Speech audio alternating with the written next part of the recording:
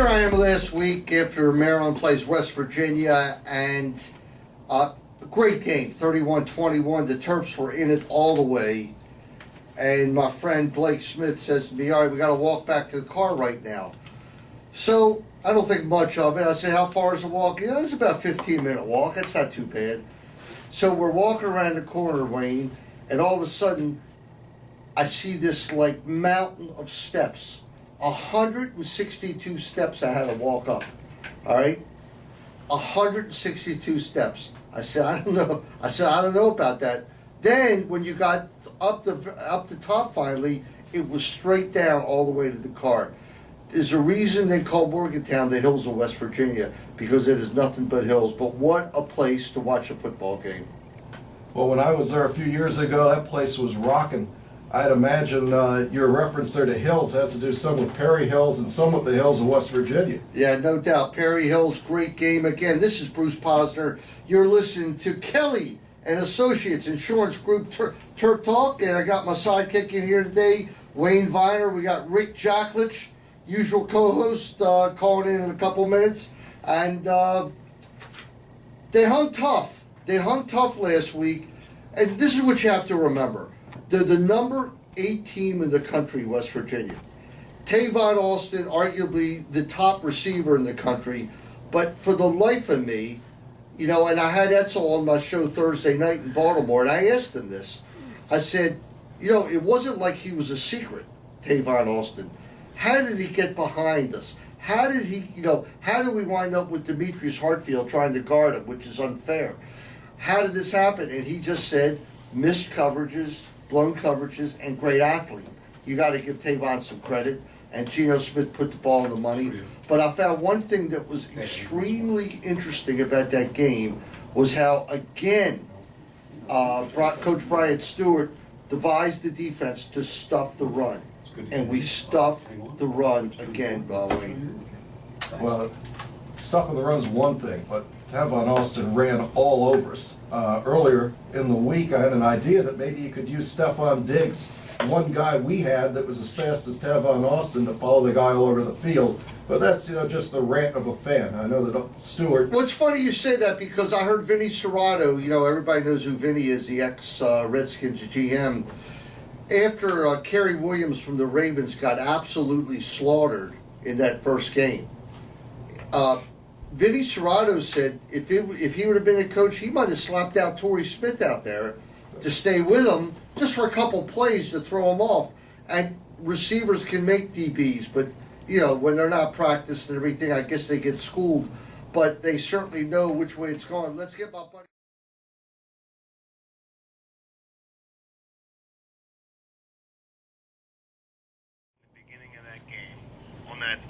That safety blitz where they just have him have a free run, and the quarterback just has to change his cadence and not give him a free run.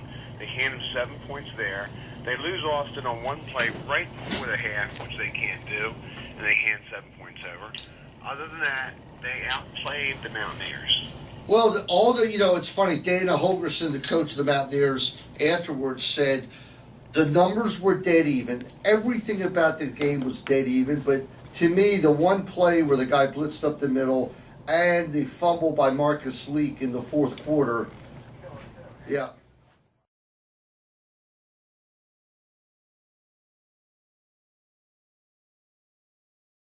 Couldn't stop Tavon Austin. They could not stop Stephon Diggs. And I think that I was sitting next to a player from 1961 by the name of Tom Bray, a receiver, and he kept saying to me that, and I think that you're going to see more of it, that Diggs on an out pattern is almost impossible to stop. Now, I don't know if Perry Hills can make that throw. That's the throw that's making Flacco famous. Go ahead, Wayne. Yeah, that's a long throw from the middle of the field. What do you think? That's about 30 yards in the air and 20 yards downfield. Well, that's an NFL throw, and even though it's only for a 10-yard pass, but you saw what happened when they got a pass to Diggs in the flat. That was an 8-yard gain. He absolutely turned it into a 60-yard touchdown with some tremendous blocking from the offensive line. Yeah, I believe that was a freshman Zeller who got down there and finally got in the offensive line rotation, got downfield and wiped out 3 Mountaineers in 1 block, and Diggs took off.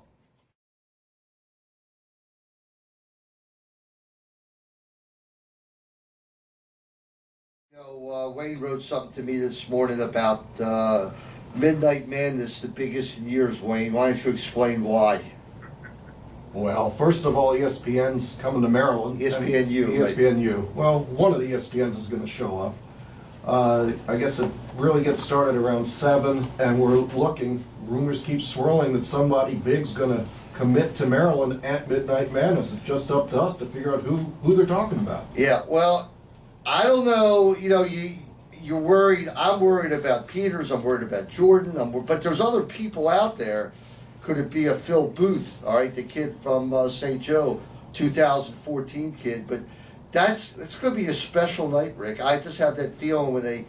I think that the new Terps, led by Shaquille Clear and Seth Allen, Charles Mitchell, Jake Lehman, I think that the reception they receive is going to knock their socks off.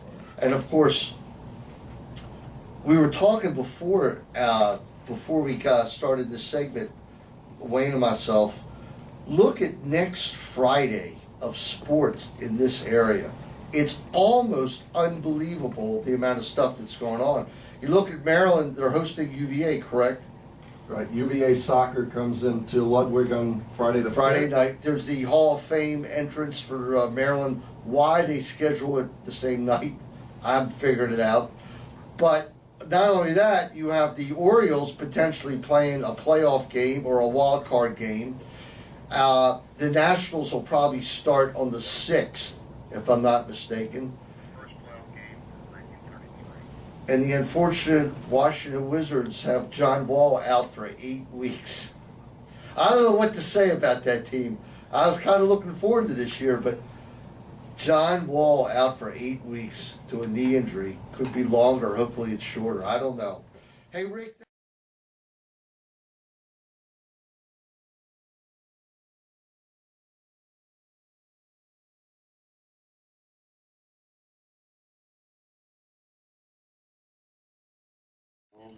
Choosing a reputable, experienced title company is crucial to a smooth settlement West process. Virginia. Our staff of attorneys and experienced When that game was over and they played Country Roads and the whole place stayed and sang the song, Shenandoah River, that's enough.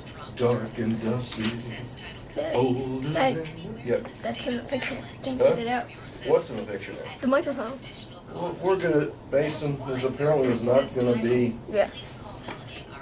yet what we want it to be.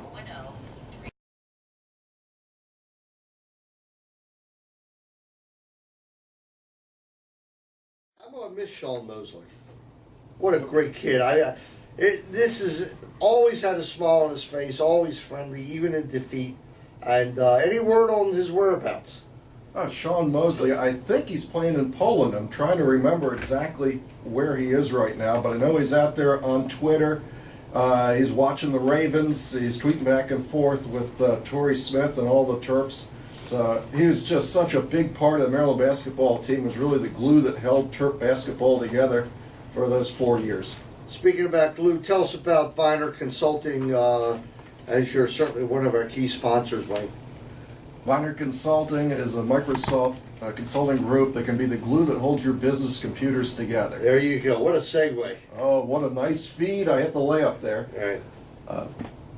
We're located in Rockville, Maryland.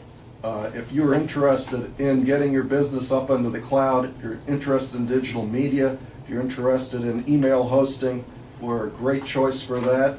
You can reach us on the telephone at 240-599-0140 or on the web, vinerconsulting.com. That's VIENER consulting.com. You know, I mentioned Viner because you've given me such a plethora of ideas to enhance the site. And I tell everybody right now, over the next couple days, we will have YouTube segments of this show up on the site. Is that correct, Wayne? That is correct. Everybody in the whole wide world can see that we absolutely have the face for radio. That's no doubt about it, and we'd like to thank our able and capable cameraman, Mr. Mason. Mason, thank you very much. It's going to be interesting to see how this comes out.